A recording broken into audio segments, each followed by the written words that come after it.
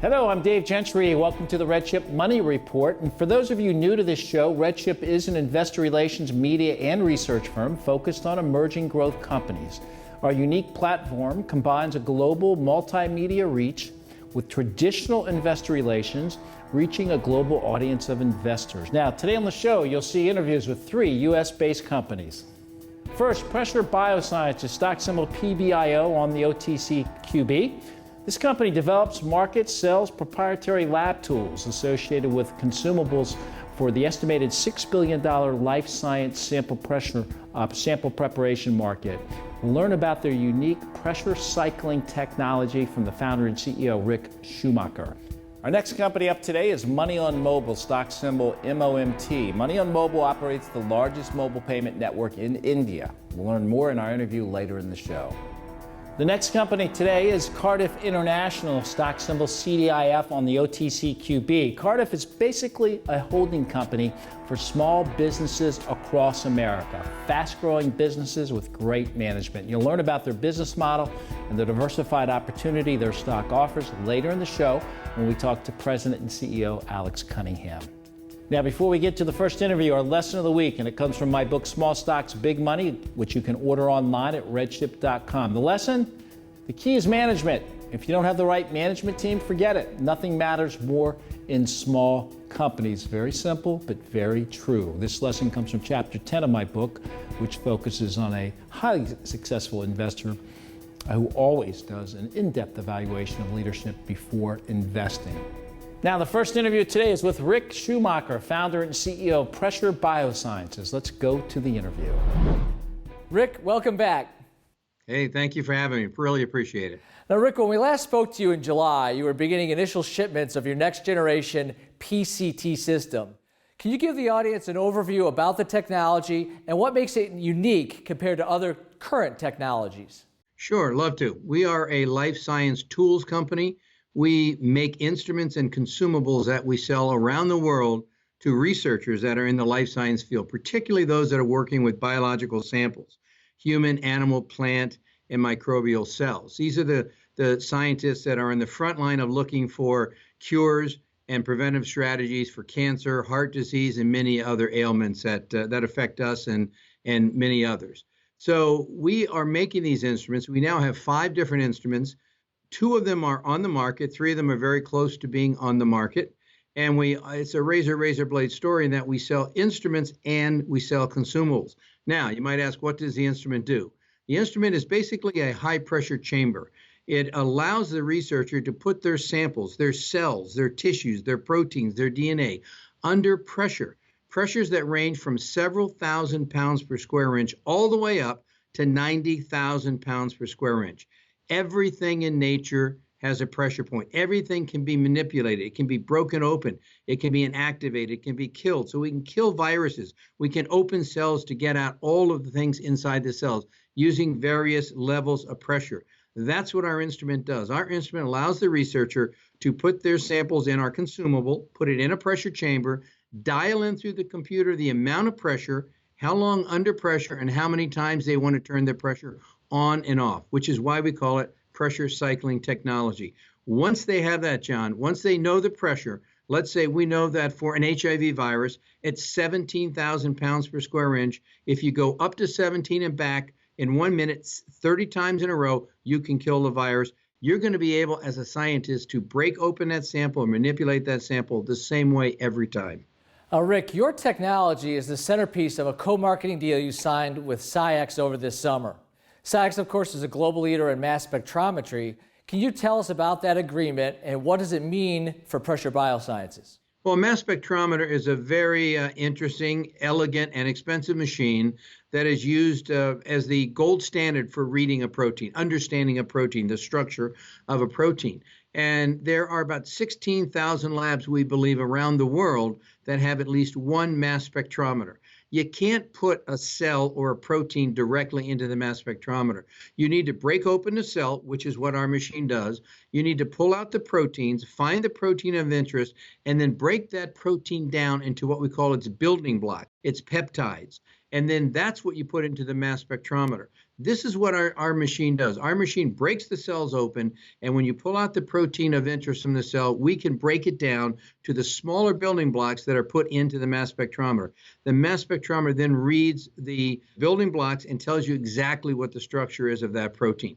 So when you're looking to find a protein that's related to a disease or to a cure or prevention of a disease, you often use a mass spectrometer to study that protein. With 16,000 labs, that means 16,000 laboratories have a need to break open cells. We have the new method, we think the best method out there, to break open cells in a very reproducible, very exquisitely controllable fashion. So with SCIEX is one of 6 companies in the world that are the major companies supplying the mass spectrometer to these 16,000 labs. And we are now in a co-marketing agreement with them. We've just finished the first year. We're entering our second year. Very excited about it. The first year was a year to get to know each other and to get to know each other's technology. Second year, we think, is going to be much more aggressive in terms of its impact on us and our revenue. And so we're very excited about entering the second year with one of the top 6. In fact, I've read a number of articles that say that SCIEX has the most market share of all 6 selling their mass spectrometer into the protein market worldwide. Rick, you just received your CE approval. Can you tell investors what that means in terms of sales? You know, John, we're very, very excited about getting our CE mark. There are a number of countries around the world, many dozens of countries that will not allow a company like us to bring our product into their country and sell it to the labs in that country without having a CE mark. We've been working on this. It's generally, I've a lot of experience in here. It's generally taken us about a year in the past to get CE marks for some of the other companies I've worked with. We got this CE mark in less than a year. In fact, we got it in about 7 months. We really focused on it. We're now CE marked. Our Baricycler, what we call 2320 Extreme, our new next generation instrument, has the official CE mark. This means that we are now going to be able to open up sales of this instrument to dozens and dozens of countries that before today we could not sell to. This means our distributors overseas are going to be able to sell into these countries. So we're very excited about this. Now, this concomitant with the additions that we're making to our sales team, you know, we're looking at this as 1 + 1 = 3 or maybe even 4. We have more salespeople. We've had a half a salesperson up to now. Now we're going to have, before the end of, we think, the second quarter, we're going to have as many as 4 salespeople on staff. And with the CE mark, this is going to enable us to go to, as I said, dozens and dozens of countries, and to be able to get our instrument in there and sell it to researchers throughout those countries. So very exciting news for us to be able to CE mark our instrument. All right, well, thanks for sharing that, Rick. Now, you had a lot of success on the financial front last year in 2016. You cleaned up your balance sheet, and in November, you closed a $2 million line of credit. Of course, our viewers who read the report we issued on Pressure BioSciences were expecting these developments, including the S-1 the company filed before the year end. A portion of the new capital will help you expand your sales, marketing efforts, and it's an opportune time as the Cancer Moonshot Initiative gets underway. Can you tell us more about that program, and where does Pressure BioSciences fit into it? Well, that's an interesting question. Cancer Moonshot Initiative was discussed initially by President Obama in his January 2016 State of the Union address. And this is a program that it hopes to push the research in cancer to a point where we can do in 5 years what would normally take 10 years in terms of the data, the information that's generated. Now, to do that, to study cancer, you need scientists around the world need to study cells. They need to open cells. They need to get out proteins, DNA, and other molecules. Again, we are a company with what we think is the next generation method for breaking open cells and getting out proteins. So we believe we fit very well into the Cancer Moonshot. You mentioned earlier that we do have a new instrument. This instrument came out in June of 2016. We think this instrument goes well beyond our existing instrument. Existing instrument is a gorgeous instrument. This one actually has more bells and whistles. We've been able to manufacture 14 systems in the second half of the year. All 14 have been sold. I would say roughly half of them went to laboratories that are involved in the Cancer Moonshot. So they're going to be using our system to break open cells to release proteins in particular to be studied as the next means of trying to understand how cancer progresses, how we can prevent it, how we can cure it. So very excited that our new instrument is 50% roughly of the instruments already made have gone into the Cancer Moonshot Initiative. 3 went to Australia, several went to Germany, and the rest are sold in the U.S. We think that number will increase dramatically in 2017. All right, now, Rick, our analyst expects Pressure BioSciences to uplist to the NASDAQ in the first half of 2017. That's a compelling situation for new investors, but there are many other reasons to be interested in Pressure BioSciences. Richard, what's the essential value proposition? Why should investors take an interest in Pressure BioSciences today? I understand that RedChip has a research report out and is talking about a potential uplist of the company. Unfortunately, because we have an active file in with the SEC, I can't comment on the S1 and on the NASDAQ uplist. But what I can say is, basically, is to summarize where we are. The company has paid off $3 million of floorless debt. We have debt on the books, but that debt is secured debt that is sitting at a conversion price of 28 cents. The company has a $2 million line of credit. We do not have to raise money right now. We have the ability to borrow from this line of credit. We also raised, as you mentioned, $600,000 in a small pipe in the fall of last year. So our debt is very much under control. We don't need to raise money because we are in a position where we have secured a line of credit that is under very favorable terms.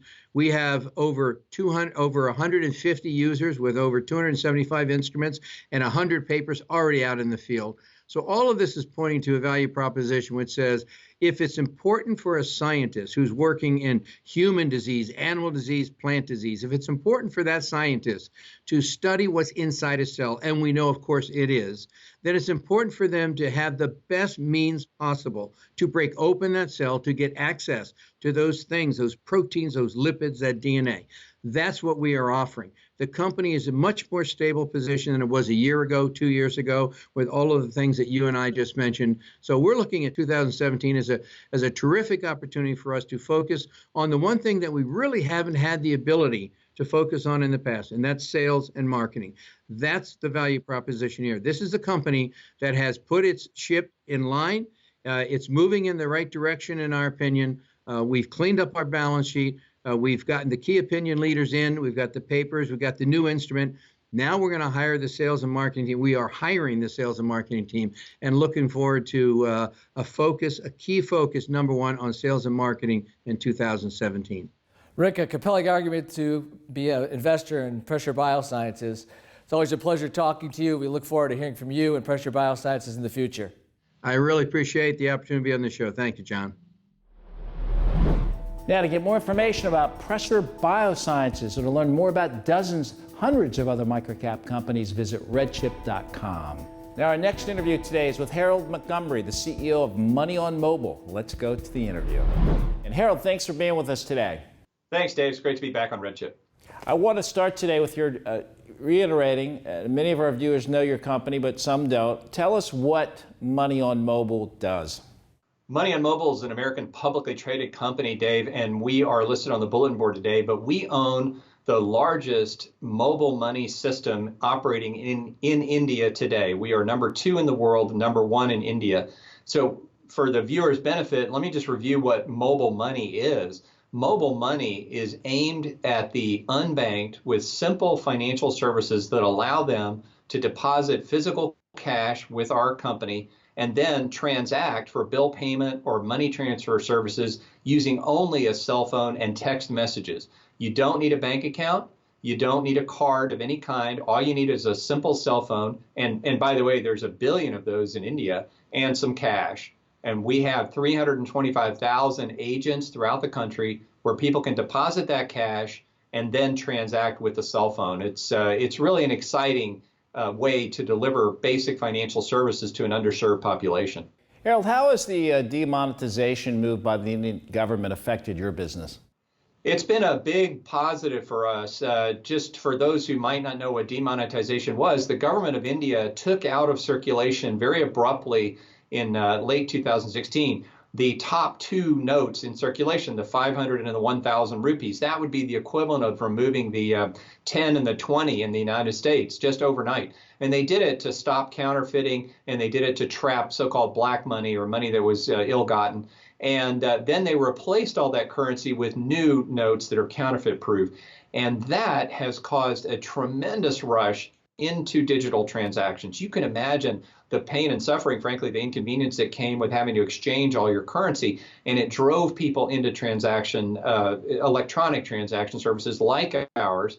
And to give you a sense of that, our volume on MoneyOnMobile grew almost 120% from December to January. So it's been a giant boost for us, and I think that boost is likely to continue for some time. On that note, investors want to know, what is the essential value proposition? Why should investors own your stock today? So the essential value proposition for our user is time savings and convenience. I mean, people are carrying cash in India. They're going to one place to buy airtime for their prepaid phone, and most of those phones are prepaid. They're going another place to bill pay for utilities. They're going another place to send money to their spouse. With MoneyOnMobile, you get all of that in one location, in one stop. You save a lot of time, you save a lot of money. So that's the essential consumer value proposition. For our agent, they actually make a little bit vending out our services. Now, for the shareholder here, you're looking at a multiple value proposition in our stock today. Number one is there aren't a lot of companies out there that can grow 100% a month, but we actually did that. Frankly, the market hasn't caught up to that sense of how fast we're growing and how big our opportunity is. But that's one thing. But the other thing is India has become a source of fascination for many, many people on the international set. And we're seeing tremendous interest in India now and tremendous international partnerships coming about for us, deploying financial services through our network. So we think there's a tremendous growth proposition here inherent in MoneyOnMobile and the distribution network that we have. Okay, talk to us a little more about your strategy for growth. How do you plan to actually grow your market share? You alluded to some things, but give us a more overview. So there's essentially three ways to grow this company. One is by the footprint. As I mentioned, we have 325,000 locations throughout India. Our goal is to get it to 1 million locations in the next few years. So that's one thing. Second thing is increasing the number of transactions that people can do. But right now we're at about 75 different things people can pay for. We want to take that number higher. Actually, what we really want to do is connect this unbanked audience with the digital world, the Googles, the Facebooks, the PayPals, the Amazon.coms of the world. Because if you're unbanked, you're not participating in that world. But if you come into MoneyOnMobile, you can actually buy things on Amazon.com. You can buy things on Flipkart. We already have those relationships. We want to expand that. So the footprint, the product, and then the last frontier is frequency of use. Once you've captured a user, you want to increase the frequency with which they use the service. So you get a triple play here by expanding in all three directions at once. You recently launched your MoneyOnMobile ATM. Talk to us about this platform. Yeah, that's another great product addition. So imagine the environment in India where the government demonetizes all this currency and you have no cash. So how are you going to get your cash? Well, one thing we did in response to that is we put out a product called the MOMT. It's not a big ATM embedded in the wall like you might think of here. It's a small handheld terminal that can swipe a card and withdraw money from your bank account, and then our agent who has money in his cash register can hand you out, say, 2,000 rupees. It's like a cashback you might see on your debit card at the grocery store. It's been phenomenally successful for us. Volumes are rising. We've already put out 1,300 to 1,500 of these units in the field just since January 1st. So that's about 8 weeks. We've already put out 1,500 of these terminals out there, and we see that as a big grower for us. And once we put it in, each agent volume grows even more than was previously the case. Okay. Now, the digital payments space has seen a lot of M&A activity over the last year. PayPal bought PBIO Networks, I think, for about $250 million. How does the M&A activity in this space affect MoneyOnMobile, and how are you positioned for some M&A activity? Payments is a really attractive place, and once you get to scale, there is a lot of M&A activity, and we are one of about 6 companies in India that are heavily involved in payments. We're the only one doing a mobile money play at the unbanked. So we are really a unique property in India, and I have to believe that we'll be the source of some fascination by those who want to enter into the India market, but might not have found the right way to do it yet. As I say, there's only about 6 companies in India that matter in the payment space, and 5 of them have already been taken off the market, either through an acquisition or a major investment by a strategic player. MoneyOnMobile is really the only one left that is independent and penetrating this unbanked market with a mobile money product. So I have to think that the M&A activity that we see is a real positive because it draws so much attention, and I think it will bring attention to MoneyOnMobile later. Harold, in summary, what's the key takeaway? What's the most important thing investors should understand about the MoneyOnMobile opportunity? Well, I think investors want to be in markets that are opening up where there are extraordinary growth opportunities that have demonstrated track records of success, right? And that's the story here. We've been operating in India for 5 years. We know the landscape. We've got a great team. We sort of ironed out the kinks. We are growing this business at a ferocious rate of speed. And if I were an investor, I'd want to buy a stock that had that kind of story and that kind of momentum going for it in a market where I'm investing in the market leader, the biggest footprint, adding new partners all the time with just an unlimited market in front of them with hundreds of millions of people who really need what you do. That, to me, is a recipe for success from an investment point of view. It is, and the stock's very cheap at these levels, Harold. Thank you so much for being with us today. Thanks, Dave. Great to see you. Now, to get more information about MoneyOnMobile or to learn more about hundreds of other microcap companies, visit redchip.com. And while you're there, subscribe to our weekly newsletter. Join the RedChip Nation today. You'll get a plethora of stock ideas on emerging growth companies, interviews, research reports, industry news, and much more, and it's all free. Now, the last interview today will be with Alex Cunningham, President and CEO of Cardiff International. Let's go to the interview. Alex, welcome to the show. Thanks, John. Appreciate being here. Now, Cardiff is a holding company. Explain to us, how do you do the acquisitions? Well, we are a public company that provides to private middle market, small cap companies an opportunity to have an infusion of equity into their business or the opportunity to exit equity out of their business. We do that by replacing a traditional financial institution and traditional debt with equity. So if a company is looking to grow and expand, we can come in and provide them the funds needed to do that without the stress that they've gone through in the banking arena in the last several years. Conversely, if a company is successful and the owner would like to start to withdraw some of the equity from their business through being affiliated with a public company, they have the opportunity to do that as well. So that segment kind of evolved from the banking crisis, it sounds like. Maybe touch on the 3 areas that you do focus on, and maybe elaborate a little bit on each one, and what are the segments percentage of the business? Certainly. We're more opportunity oriented than industry or geographically oriented. We look for great companies that have good management, are in an identifiable market that they've penetrated with some proprietary advantage or significant advantage, and have acceptable margins. That being said, we want about 40% of our portfolio to be income producing real estate. We see that as a conservative investment. When we do a merger with a piece of commercial real estate, we take the debt out of it. And so we see that as a very conservative, predictable cash stream. That's about 40% of our business. Then we look to the business sector, and another 40% of our business is acquiring mature, small to medium-sized, closely held companies. Again, based upon management, based upon great management in place, a track record of success, low debt. They're in a space we want to be in.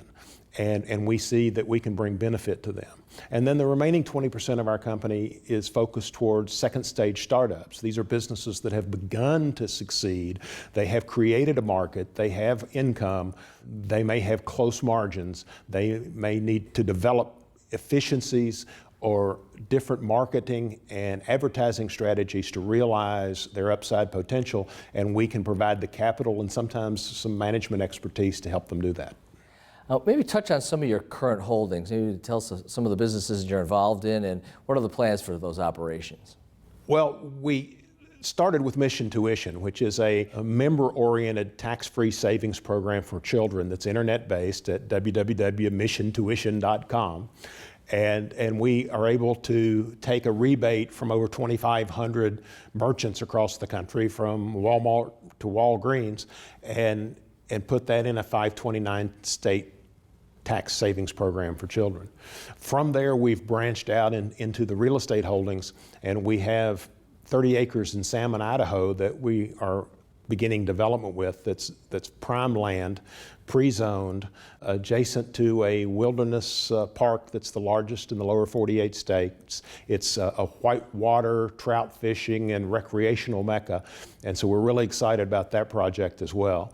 We have another project in process that's the acquisition of strip shopping centers. These are mature shopping centers with A-type tenants. And these are the types of predictable cash streams that we want to have in our subsidiaries. We recently acquired 2 home health care companies. We're waiting on franchisor final approval and the results of our audit, but those 2 companies will add about $4 million in revenue, about $850,000 in assets, and another $500,000 in annual net profit to Cardiff in 2017. Our most recent acquisition, Rapici's Italian Ice, is an Italian ice and gelato company that has a mobile platform using a food truck. And they have had great success. They have 48 franchises across the United States and cater to corporate events and fairs and festivals, and it's just a very promising franchise in a very broad food market that's been very receptive to food trucks. Now, in summary, Alex, what's the essential value proposition? Why should an investor take interest in Cardiff today? Well, first of all, at a $1.2 million market cap, we're significantly undervalued by the market. Our financials have not caught up to our activity over the last 12 months, and those financials that are reported certainly show the direction we're heading in. I think the upside potential for our company that is focused on diversification and being debt-free and continually making acquisitions with solid assets and income is a place people should be right now. Right. Well, Alex, thanks for being on the show today. Thank you, John. Now, to get more information about Cardiff International or to learn more about hundreds of other microcap companies, visit redchip.com. And while you're there, subscribe to our weekly newsletter. Join the RedChip Nation today. It's free. You'll get a plethora of stock ideas on emerging growth companies, interviews, research reports, industry news, and much more. And again, it's all free. Now, the first company you met with today was Pressure BioSciences, symbol PBIO. Their next generation sample prep technology should benefit greatly from the 2-year company marketing agreement they signed with mass spectrometry leader SCIEX. Again, bodes well for the revenue growth in 2017. Also, we expect an uplisting to the NASDAQ sometime in 2017. Always a good thing for bulletin board companies. Then we met MoneyOnMobile, symbol MOMT. Their state-of-the-art mobile payments platform has become widely accepted in India with over 180 million customers to date. They've been posting triple-digit growth in recent quarters and are just scratching the surface of their overall potential. You also saw an interview with Cardiff International, symbol CDIF. We learned about their plans to build a diversified portfolio of investments using their unique collaborative Commonwealth business model. Again, companies targeting acquisitions with great management, solid operating histories, and high growth potential. Again, we expect big things from this company in 2017. Now remember, these stocks are for your speculative money. The gains can be significant. You must also be prepared for the downside. And keep in mind that some of the companies we put on the show are client companies, and we do have stock positions and are paid in stock by some of these companies. Check our disclosures. Remember, I'm not always right. I am and can be biased at times. I do think, however, we're bringing you great opportunities. We have a number of stocks that have done quite well for our investors, not only in 2017, but in years past. Thank you again. I'm Dave Gentry. I'll see you same time next week.